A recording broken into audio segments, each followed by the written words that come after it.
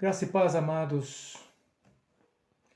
Mais uma vez nós vamos falar um pouco aqui sobre alguns assuntos, alguns temas de interesse cristão. E quando eu falo de temas de interesse cristão, não estou aqui colocando restrição a qualquer denominação, mas incluindo todas as denominações cristãs, porque são assuntos relacionados à fé cristã. O vídeo de hoje eu vou tentar aqui trazer uma resposta a uma pessoa que entrou no meu canal, no vídeo, onde eu falo sobre o sangue de Jesus não significar o Espírito Santo. E essa pessoa de fé católica, né, ele entrou e fez alguns comentários. E ele acabou trazendo nos seus comentários até temas que nada tinha a ver com o assunto que foi tratado ali.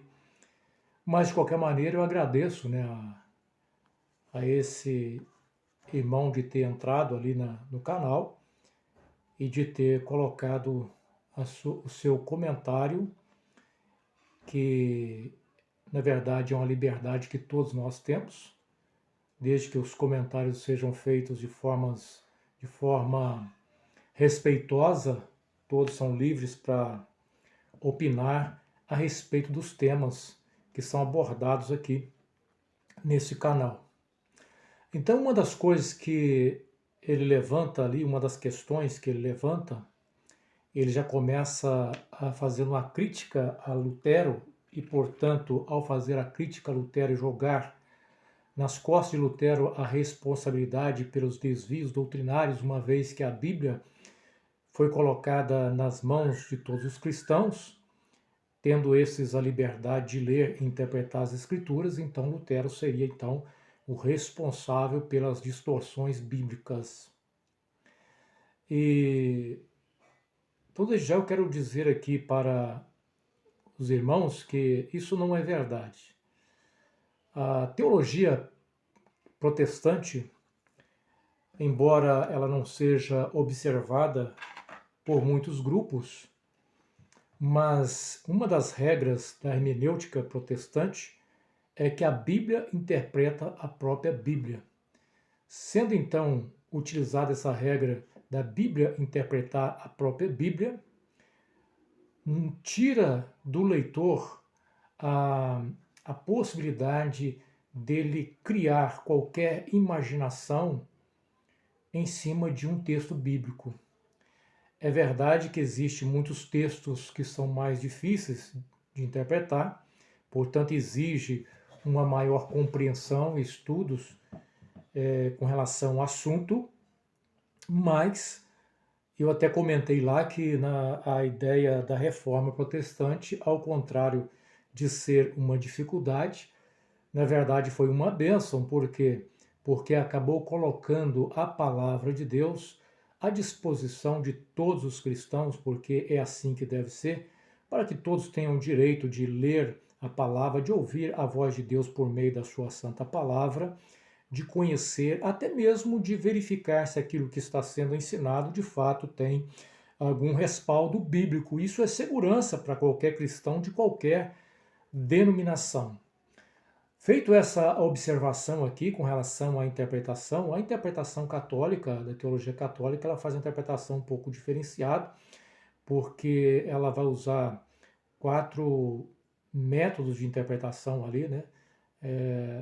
Enquanto os protestantes eles procuram, quase que na sua maioria, fazer aquela interpretação histórico-gramatical das Escrituras, salvo algumas exceções que vão caminhar para uma interpretação alegórica, como já tenho dito nesse canal, que é, ao meu ver, uma dificuldade. Mas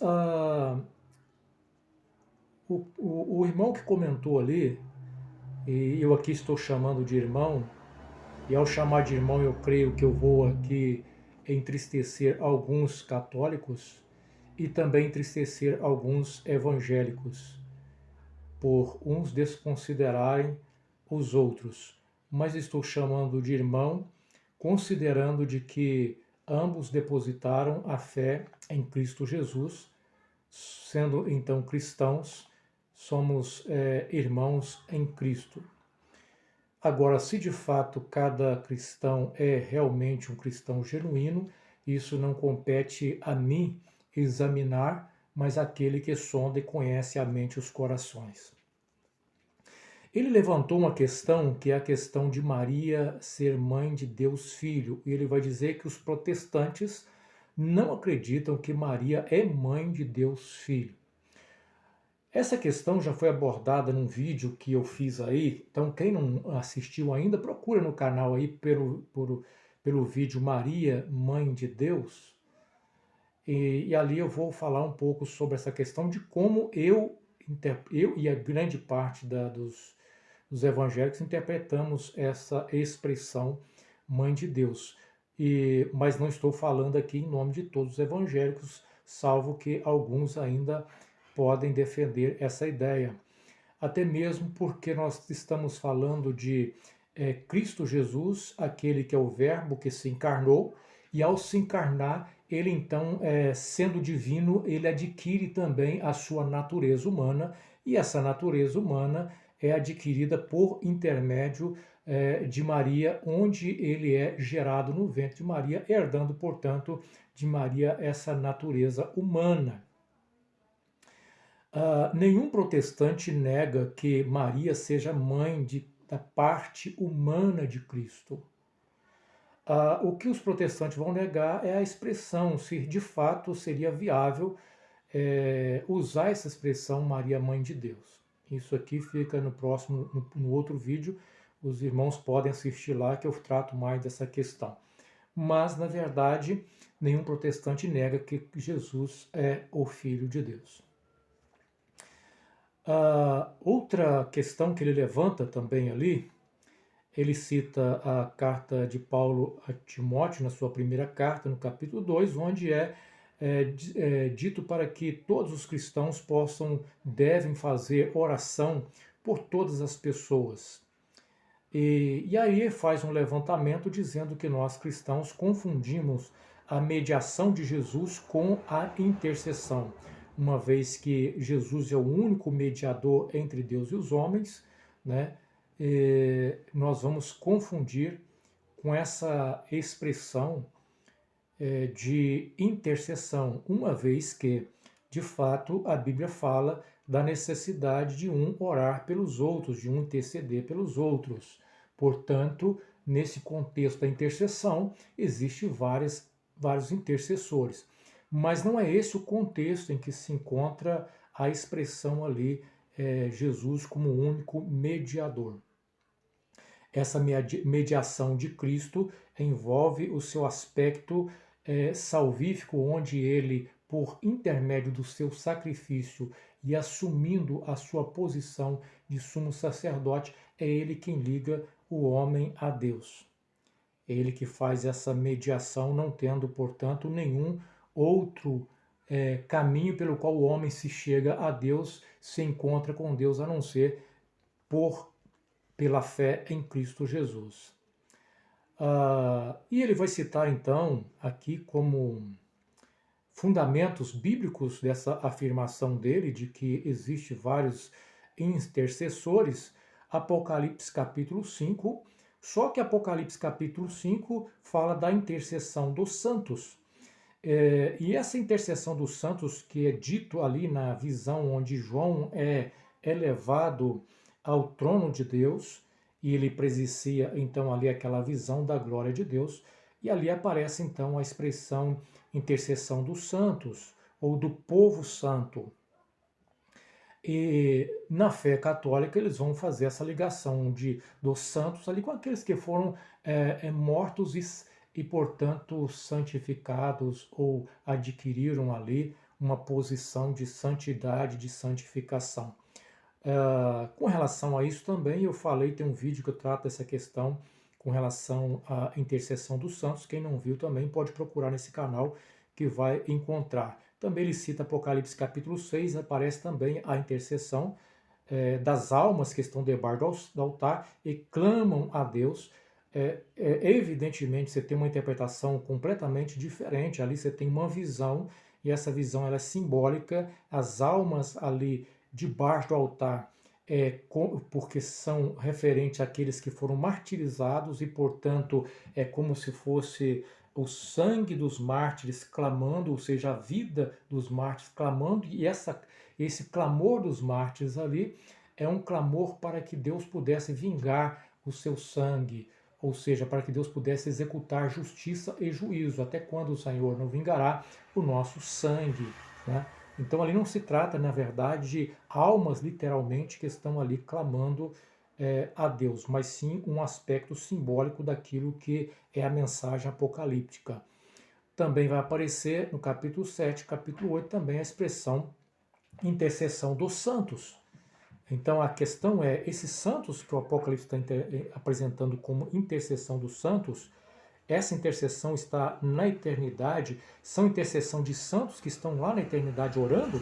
Ou são a intercessão dos santos que estão na terra intercedendo a Deus? E, portanto, as suas orações chegam à eternidade, ao trono de Deus, e são apresentadas.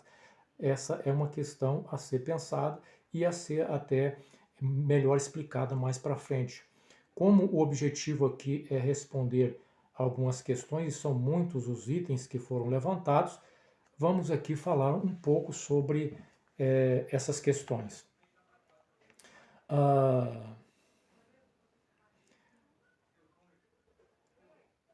Ele vai dizer que também nós, os protestantes, negamos aquela expressão da ceia do Senhor, onde aparece que Jesus fala assim, isto é o meu corpo, pega o pão e fala, isto é o meu corpo, que é partido por vós, dizendo que os protestantes negam que ali seja de fato o corpo de Cristo e que seja apenas uma representação do corpo de Cristo. Ora, essa também é uma abordagem que nós podemos fazer um pouco mais adiante. É importante também a gente salientar que a questão da ceia do Senhor foi uma questão que causou debates e até mesmo divisões dentro do próprio protestantismo, com relação a entendimento diferente com relação a essa questão aí.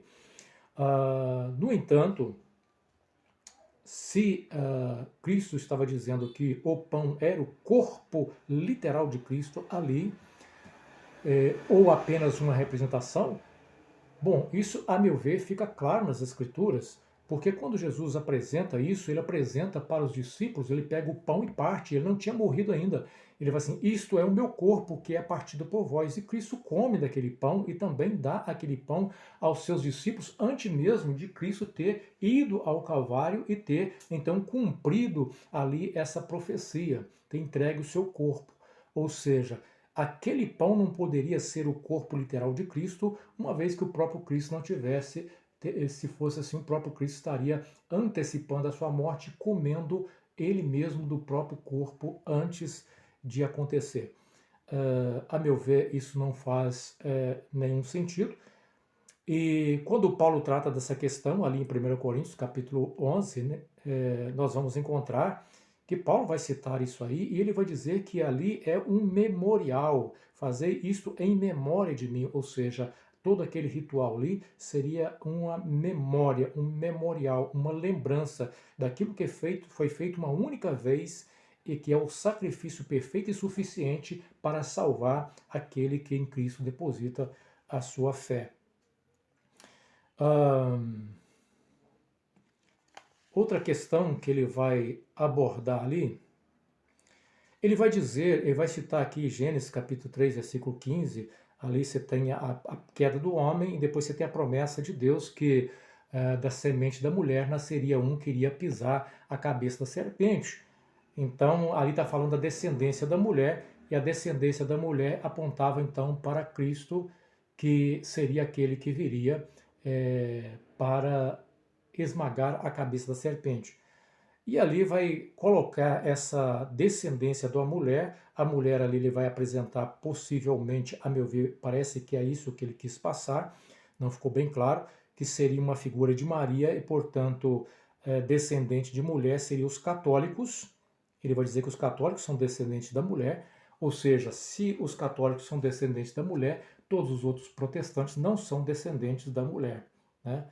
E então, assim, essa também é uma abordagem que não faz nenhum sentido bíblico, não há sustentação bíblica para essa questão aí.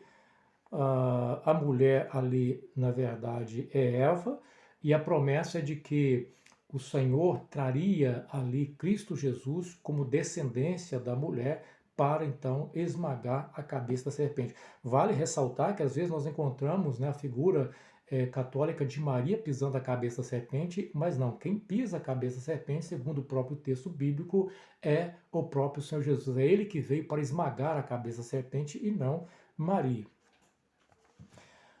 Outra questão, ele vai dizer assim, é falar de Maria e os protestantes ficam irritados. Bom, isso é uma acusação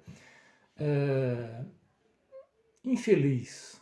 É possível que alguns protestantes, por falta de conhecimento, possam até agir dessa maneira.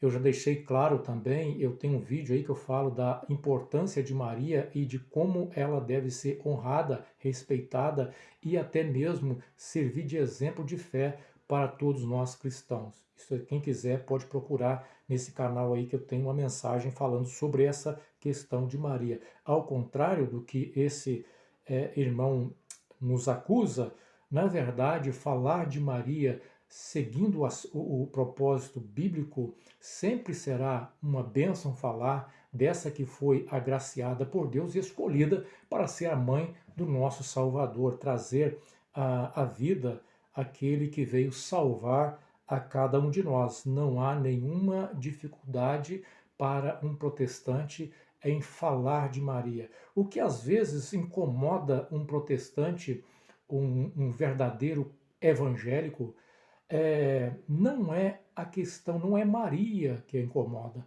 mas é a teologia mariana, porque a teologia mariana ela destoa daquilo que a Bíblia fala e ensina sobre a própria mãe de Cristo, sobre a própria Maria.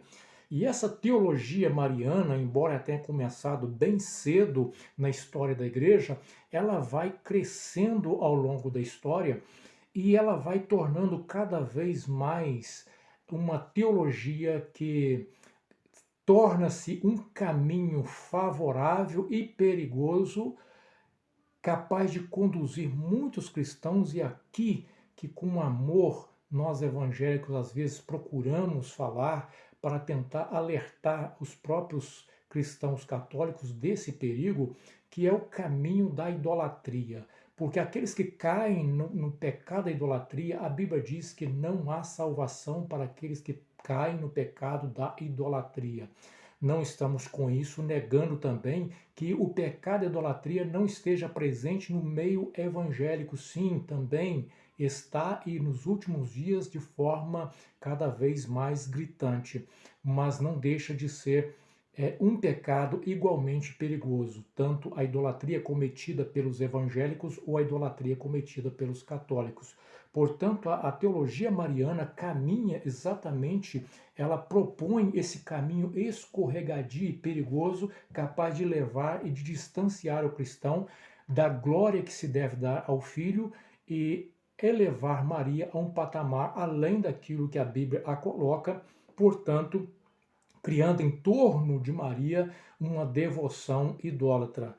Esse é o problema, é isso que às vezes nos incomoda, é isso que às vezes nos entristece, e quando nós mencionamos com amor pelos nossos irmãos católicos, para que eles, ao ouvirem isso, possam repensar essa teologia e, à luz da própria palavra de Deus, fazer então o seu estudo para tirar as suas próprias conclusões. Ele vai defender que o sangue de Maria tem poder. Eu fiz um vídeo também falando dessa questão, o sangue de Maria tem poder? Quem não viu, assista aí. Isso me deixou um pouco assustado. Já vi muitas questões envolvendo Maria de forma idólatra, que me deixa assim preocupado e ao mesmo tempo angustiado. mas essa expressão me deixou assustado quando eu vi um católico defendendo isso. Maria, o sangue de Maria tem poder. E esse irmão faz esse comentário e ele defende que o sangue de Maria tem poder. E isso é preocupante. Por quê? Embora ele vai dizer que só o sangue de Jesus pode lavar pecados, então ele reconhece que só o sangue de Jesus pode lavar pecados, mas ele vai propor para que nós usemos a razão e a ciência para provar que o sangue de Maria tem poder, baseado em quê? Na hipótese de que, se Jesus nasceu de Maria, ele tem o DNA do sangue de Maria. Se o sangue de Jesus tem poder, então o sangue de Maria também tem poder. Isso não faz nenhum sentido. O sangue de Jesus tem poder, por quê? Porque ele é o Cordeiro de Deus que tira o pecado do mundo. Ele é aquele que foi sacrificado para, de forma poderosa, libertar o homem da escravidão do pecado, proporcionar ao homem a redenção e a santificação para uma vida gloriosa com Cristo Jesus. É nesse sentido que o sangue de Jesus tem poder, porque ele é o sangue remidor.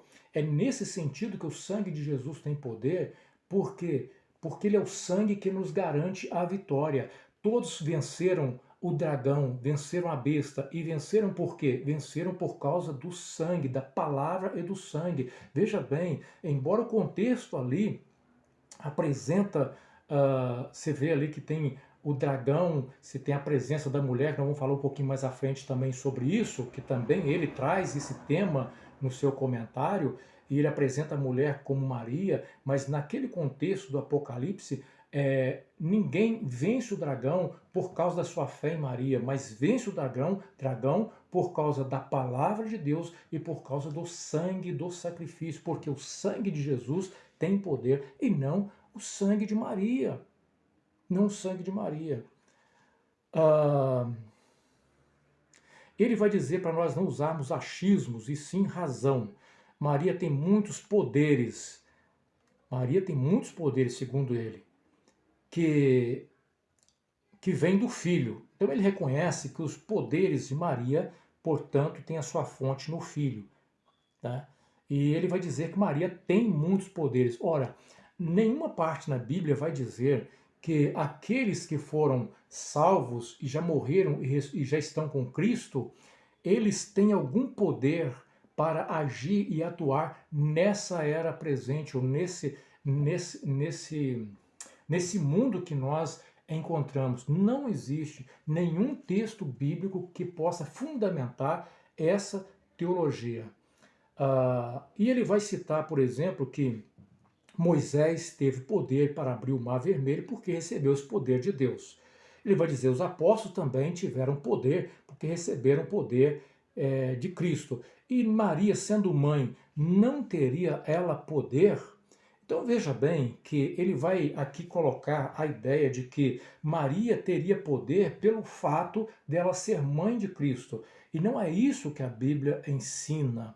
Não, quando é que Maria adquiriu o poder? Maria adquiriu poder no mesmo momento e pelos mesmos recursos e pelos mesmos méritos que os apóstolos e os demais cristãos receberam. Foi quando, ali no Pentecoste, o Espírito Santo é derramado sobre 120 pessoas, incluindo Maria. Todos são revestidos de poder, de autoridade. Embora os apóstolos tivessem recebido a autoridade e poder de Cristo para sair curando os enfermos, expulsando os demônios antes do advento ali, antes do Pentecoste acontecer, ainda no ministério terreno de Cristo, os apóstolos receberam essa autoridade de Cristo, esse poder para curar e expulsar os demônios. Foi dado aos apóstolos esse poder, e depois a mais 70 discípulos que Jesus também chama e comissiona e envia de 2 em 2. E não, a Bíblia não diz que Jesus tivesse enviado a sua mãe com esse mesmo poder e autoridade para fazer isso antes da sua morte. Ou seja, Maria vai receber sim o poder, mas ela vai receber o poder porque ela faz parte do povo remido de Deus. Ela faz parte da igreja do Senhor Jesus. E ela recebe o poder exatamente como qualquer outro cristão recebeu ao ser derramado o Espírito Santo sobre aqueles que receberam o Espírito Santo. Maria não teve ela não recebeu esse poder pelo simples fato de ter sido ela escolhida para gerar o Filho de Deus. Veja bem, quando nós lemos, por exemplo, quando nós lemos Mateus, capítulo de número 12, versículo de número 46, vamos ver o que diz aqui, Mateus, capítulo de número 12, versículo 46. Mateus 12,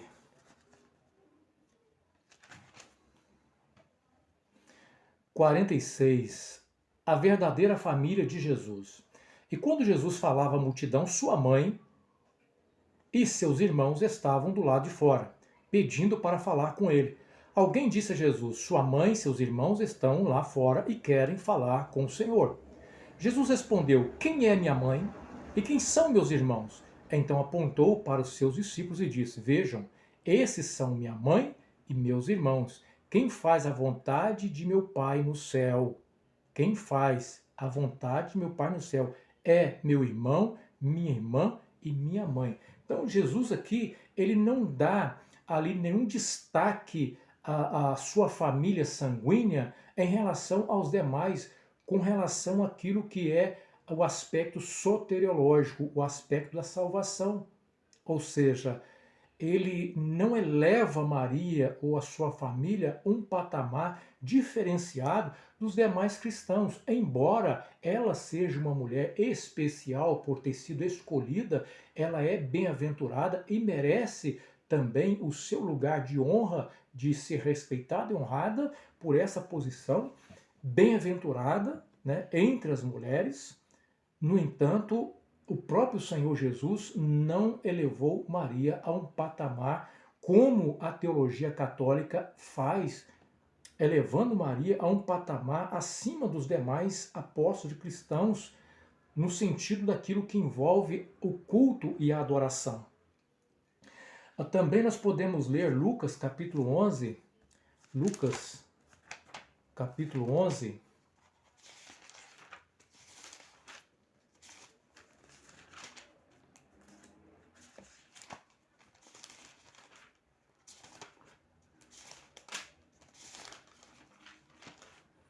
Lucas capítulo 11, versículo de número 27. Lucas capítulo 11, versículo de número 27, diz assim: enquanto ele falava, uma mulher na multidão gritou: feliz é sua mãe, que o deu à luz e o amamentou. E Jesus, porém, respondeu: ainda mais felizes são os que ouvem a palavra de Deus e a praticam. Veja bem, alguém ali vai dizer: feliz é a sua mãe que te deu a luz e te amamentou. Claro, ele não nega esse aspecto da felicidade de Maria, de ser bem-aventurada por ter tido o privilégio. Mas ele vai dizer que mais feliz, ou seja, mais bem-aventurado ainda, são aqueles que ouvem a palavra de Deus e a pratica. Se você, irmão católico que está me ouvindo, ouve a palavra de Deus e pratica, você é mais bem-aventurado ainda. Todos nós que buscamos a caminhar e conduzir a nossa vida de acordo com a palavra de Deus. Irmãos, continuando aqui, eu fui interrompido aqui na gravação. Então, continuando aqui, né, Lucas capítulo 11, versículo 27 e 28, né, acabamos de falar aqui, de que Jesus não deixa ali as pessoas, a população, elevar Maria a um patamar além daquilo que é necessário no campo no campo espiritual.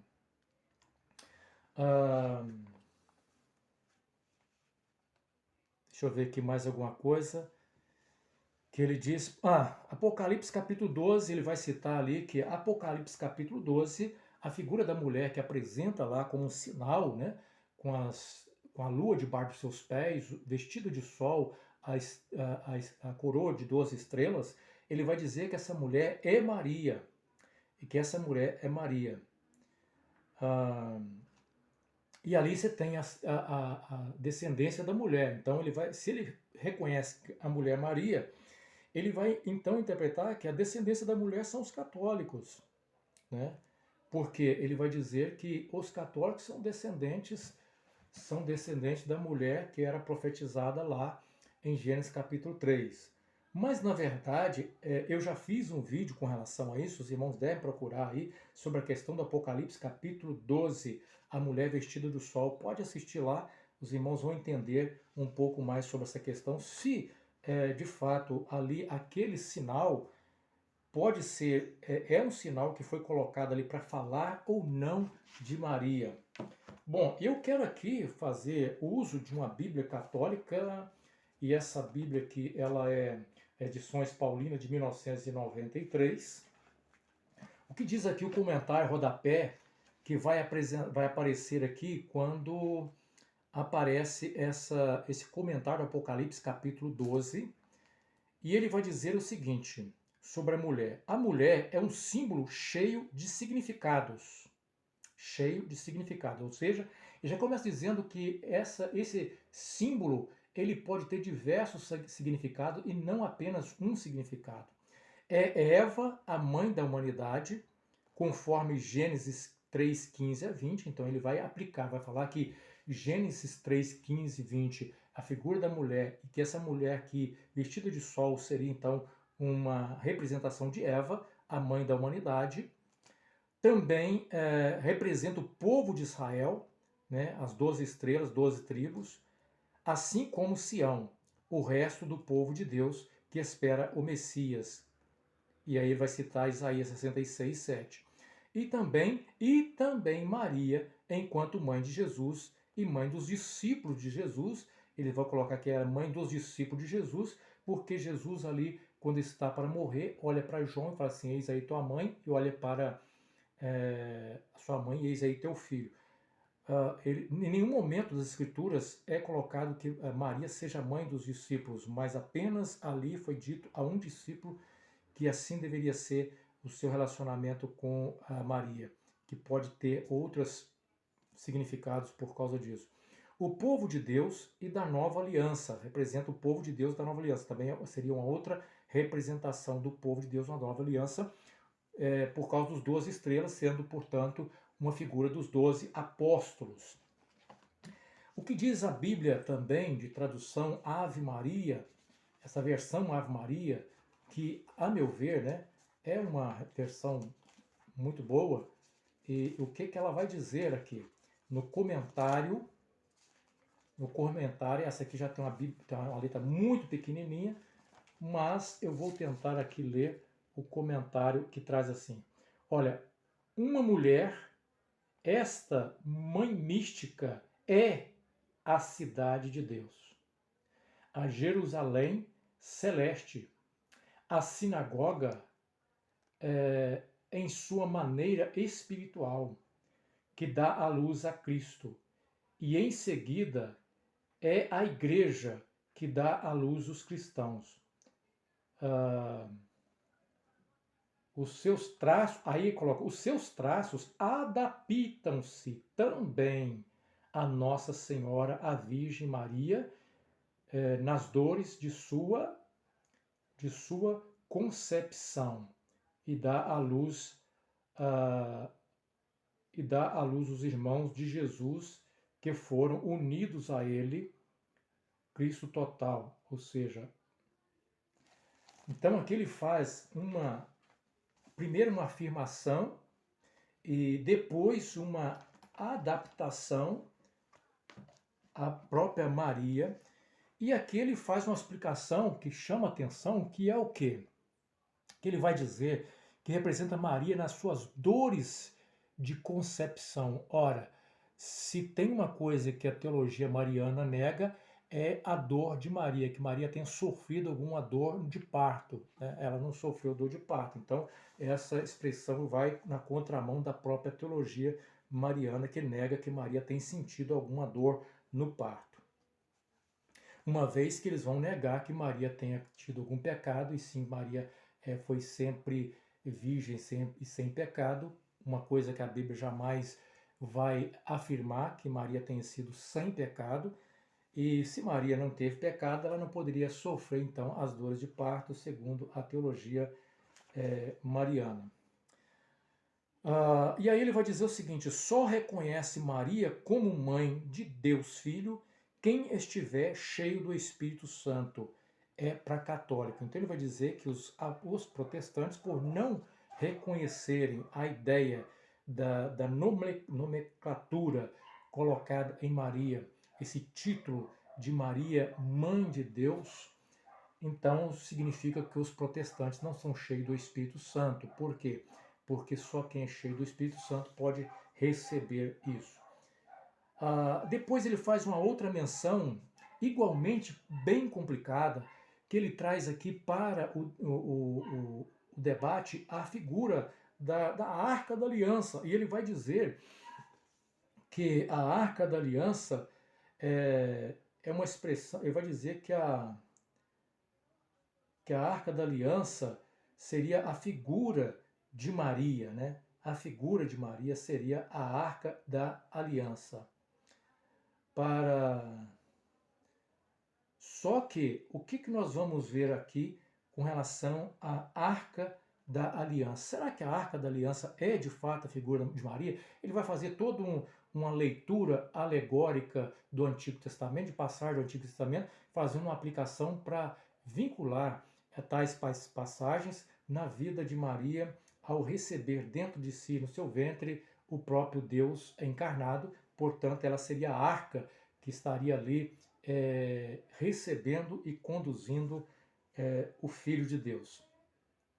Só que, o que nós vamos ver aqui? A Arca da Aliança é uma expressão visível de que Yahvé estava no meio do seu povo. A Arca da Aliança é uma expressão visível de que Yahvé estava no meio do seu povo. Isso é correto. A expressão visível de que Yahvé estava no meio do seu povo era a arca. E quando Jesus vem? Quando Jesus vem, qual é a expressão visível de que Yahvé está no meio do seu povo? O próprio Cristo. Ele é a imagem exata do Deus invisível. Ele é o Emmanuel, Deus conosco. Não é Maria, é Cristo. Cristo é a expressão visível da presença de Deus no meio do seu povo.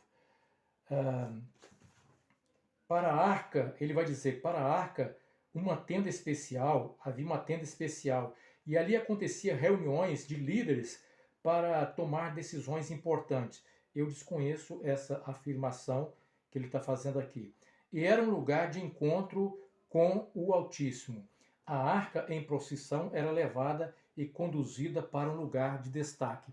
Sim, a arca colocada ali no Santo do Santo, no lugar santíssimo, era ali exatamente o local onde Deus se revelava, se manifestava a sua glória no meio do seu povo. Isso nada tem a ver com Maria, e sim exatamente com a representação da glória de Deus, com a presença de Deus, com a manifestação da presença de Deus. Colocar a arca em destaque, ele não menciona aqui, mas temos que ter cuidado, porque colocar a arca em destaque, como ele afirma aqui, e ele afirma ao mesmo tempo que a arca é figura de Maria, talvez seja esse um dos motivos que a teologia mariana quer sempre colocar Maria em destaque, o que a Bíblia não vai dizer e não vai permitir. E ele afirma também que ali houve o testemunho da arca, testemunho final da arca ali, quando Estevão ele é apedrejado e o céu se abre, então ele vê ali a presença de Deus. Ele vai dizer que a testemunho final da arca, né? Vai citar Atos capítulo 7, versículo 44 e 51. Então, Atos capítulo 7, versículo 44 e 51. Nossos antepassados levaram com eles pelo deserto o tabernáculo construído de acordo com o modelo que Deus havia de mostrar a Moisés. Anos depois, quando José comandou nossos antepassados nas batalhas contra as nações que Deus expulsou dessa terra, foi levado com eles para o seu novo território e ali ficou até o tempo do rei Davi. Davi encontrou a favor de Deus e pediu para construir um templo para que Deus de Jacó, mas foi Salomão que o construiu. O Altíssimo, porém, não habita em templos feitos por mãos humanas, como diz o profeta: o céu é o meu trono e a terra é o suporte de meus pés. Acaso construiriam para mim um templo assim tão bom, diz o Senhor, que o lugar de descanso me poderia fazer? Acaso não foram minhas mãos que criaram os céus e a terra? E aqui, então, ele vai trazer aqui essa expressão, falta o verso 51 que ele cita, né? Povo teimoso, vocês têm o coração incircuncidado e são surdos para a verdade. Resistirão para sempre o Espírito Santo? Foi o que seus antepassados fizeram e vocês também o fazem. Veja bem, o testemunho de Estevão está falando exatamente da presença de Cristo cumprindo ali todos os requisitos como Messias de Deus. Nada tem a ver com a arca como figura de Maria também nesse texto. Ele vai dizer que todo batizado se torna um templo onde Deus habita. Todo batizado se torna um templo onde Deus habita. Ora, todo o povo de Deus, a igreja de Cristo, ela de fato é um templo. A igreja é templo e, ao mesmo tempo, cada membro do corpo de Cristo também se torna um templo, morada de Deus, morada do Espírito Santo. Isso aí é bíblico, é verdade. Mas que igreja é essa que se torna templo de Deus? A Igreja Católica Apostólica Romana ou a Igreja Cristã? Por quê? Porque a Igreja de Cristo não se limita por rótulos e nem muito menos por templos construídos por mãos humanas, mas são a Igreja de Cristo, ela é uma igreja invisível que ela abarca todos os salvos pela fé em Cristo Jesus, independente de onde o tamanho ou tempo que aquele grupo está servindo e vivendo, cultuando a Deus. No seu comentário, ele faz até uma crítica dizendo que a Igreja Católica já existe há 2000 anos e os protestantes têm diversas igrejas recentes, cada vez mais vai aparecendo novas igrejas, o que não desmerece nem em nada a figura de Cristo e de sua salvação graciosa sendo estendida a todas as pessoas que, com o coração aberto, se rendem arrependidos aos pés do único nome que pode salvar o ser humano, que é Jesus Cristo. A própria palavra de Deus diz que debaixo do céu não existe nenhum outro nome pelo qual devamos ser salvos, a não ser Jesus Cristo. Ele vai dizer que Maria foi a primeira arca da aliança, né? A primeira arca da aliança de carne foi Maria, porque ele vai explicar que Maria carregou dentro de si, né, o Deus encarnado. Depois ele vai dizer que João viu a arca da aliança como um grande presságio, a mulher vestida de sol. E essa mulher é Maria, a arca da aliança, arca e rainha. E aqui nós vamos ver que será que é isso mesmo?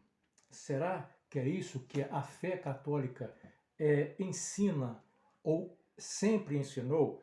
Vamos lá, se nós pegarmos essa Bíblia Católica de versão Ave Maria, vamos ver o comentário aqui do Apocalipse 11, vamos ver o que essa Bíblia Católica fala com relação à arca, na visão aqui ser a figura de Maria, capítulo 11, vamos lá, versículo 19. Ora, capítulo 11, versículo 19. Não há nenhum comentário sobre esse versículo, sobre a arca. Há um comentário, versículo aqui 3, versículo 11, versículo 14, mas o versículo 19 sobre a arca, essa Bíblia não trouxe nenhum comentário aqui. Não trouxe nenhum comentário sobre essa questão da arca. Se fosse, de fato, uma representação de Maria, por que essa Bíblia iria esconder tal afirmação no seu comentário bíblico? Vamos ver aqui também essa outra Bíblia católica que já mencionamos aqui. Qual é o comentário que ela vai trazer com relação à arca? Vamos lá. Versículo 11, comentário aqui, olha. A arca é o sinal da aliança e indica a presença de Deus no meio do povo. A aliança se realiza através do testemunho profético do povo de Deus. Perfeito. O comentário aqui está perfeito. A arca aqui como o símbolo da aliança do povo de Deus, da presença de Deus com o seu povo. Mas a Bíblia, quando fala do culto do Antigo Testamento, e aqui eu aconselho aos irmãos católicos fazerem aqui um estudo bem cuidadoso com a carta aos Hebreus. Por quê? Porque o escritor aos Hebreus, ele escreve ali e faz toda a aplicação do que representava o culto da antiga aliança, incluindo aqui a presença do templo, do santo, lugar santíssimo, do sacrifício, da propiciação. Tudo isso é apresentado no livro de Hebreus aqui, e é colocado tudo isso como cumprimento em Cristo Jesus, incluindo a própria arca como presença de Deus. Em nenhum momento aqui o escritor aos Hebreus fez menção de Maria aqui nesse contexto, de que a arca fosse um símbolo que apontasse para Maria. Aliás, eu desafio qualquer um católico, com todo respeito, que prove algum texto bíblico onde Maria é apresentada nos textos bíblicos fazendo algum milagre, expulsando o demônio, curando os enfermos, embora eu acredito que ela tenha feito como qualquer outros cristãos que receberem o poder de Deus, tenha vivido e experimentado tais milagres. Mas a Bíblia em nenhum momento registra esse episódio. É estranho para que alguém que quer dar uma ênfase exagerada à posição espiritual de Maria no contexto da obra redentora. Por que a Bíblia silencia com relação a isso? A única maneira deles fundamentarem a dogmática deles é exatamente através de textos obscuros, dando um sentido, um significado, através de formas alegóricas, onde na alegoria você é capaz de colocar diversos significados em um próprio texto. Esse é o grande perigo da interpretação alegórica, embora em alguns aspectos haja a necessidade de alegorizar, né? Mas todo cuidado com relação a essa interpretação tem que se ter para criar uma doutrina. Então, não existe. O escritor aos Hebreus não faz menção de Maria. O próprio apóstolo João, aqui Maria já tinha morrido, né? O próprio apóstolo João que descreve todas as coisas, em nenhum momento ele faz menção de Maria ali no céu, ou Maria sendo aquela figura, ou que a arca fosse a representação de Maria. Até a igreja aqui no Apocalipse ela é apresentada por aqueles 7 castiçais, né? Que o próprio Apocalipse diz que representam a igreja do Senhor Jesus. Os 7 castiçais representam a igreja do Senhor Jesus. E ali fala de Jesus andando no meio da sua igreja. Nada fala com relação a Maria nessa presença desse ato de adoração que acontece entre a igreja, partindo da igreja para o seu Salvador, para Cristo. Então, essa teologia ela é muito estranha e perigosa. Com todo respeito e com amor eu falo isso aos que estão me ouvindo, e que são os nossos irmãos católicos. Cuidado, cuidado para você não enveredar para um caminho perigoso, que você possa amanhã ou depois descobrir que você foi enganado, quando a luz da palavra de Deus está à sua disposição hoje. E a palavra, no Salmo 119, 105 diz: lâmpada para os meus pés é a tua palavra, e luz para o meu caminho. Examine, faça como os bereanos, confira, examine a palavra de Deus, seja prudente e procure ver se de fato o que estão te ensinando tem respaldo bíblico. Faça a interpretação coerente do texto bíblico, sem alegorização. Faça a interpretação coerente para que você possa ver um caminho sólido que te possa de fato te dar segurança para caminhar na fé sem vacilar, confiante de uma redenção eterna que aguarda todos que são salvos pela graça em Cristo Jesus e que procura, portanto, dar glória e exaltar um único nome que Paulo quis dizer. Ora, Paulo perdeu uma grande oportunidade de pregar sobre Maria. O que os católicos fazem hoje abundantemente, reservando até mesmo um mês de adoração e de culto a Maria. Com todo respeito, nenhum escritor bíblico se preocupou em uma única linha mencionar Maria. Se fosse assim tão quanto os católicos ensinam, fica uma pergunta: por que não fizeram? Por que silenciar? Pensa nisso, que Deus te abençoe e abençoe todos nós cristãos em Cristo Jesus, salvo pela maravilhosa graça de Deus, que estamos espalhados nos mais distantes lugares, em denominações menores, em denominações maiores, em denominações mais históricas, com mais tempo de existência, em denominações mais recentes, mas todos unidos com um só Espírito, em uma só fé, em um só Senhor. Isso é possível através do Espírito Santo de Deus e da Palavra Santa do Senhor Jesus. Amém? Que Deus assim nos abençoe.